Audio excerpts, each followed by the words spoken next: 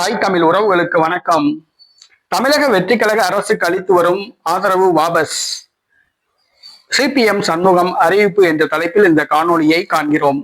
2026 தமிழக சட்டசபை தேர்தல் திமுக படுதோல்வி அடைந்தது. தமிழ்நாடு முதலமைச்சர் தோற்று போனார்.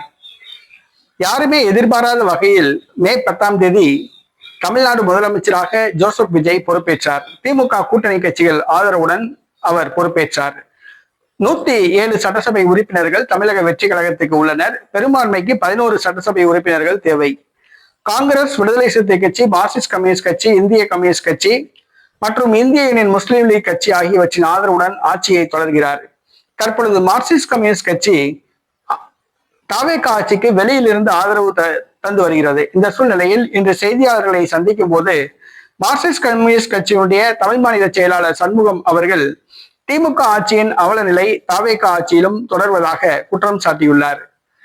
பாரதிய ஜனதா கட்சி ஆதரவுள்ள ஒரு கட்சி தமிழ்நாட்டில் ஆட்சிக்கு வந்துவிடக் கூடாது என்பதற்காகத்தான் தாங்கள் தமிழக வெற்றி கழகத்தை ஆதரிப்பதாக கூறியுள்ளார்.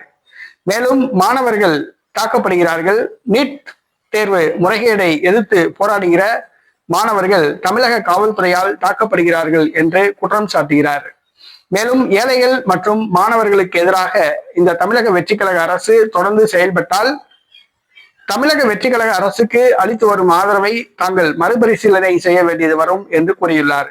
தமிழக வெற்றி கழக அரசுக்கு அளித்து வரும் ஆதரவு நிரந்தரமானதல்ல என்று கூறியுள்ளார்.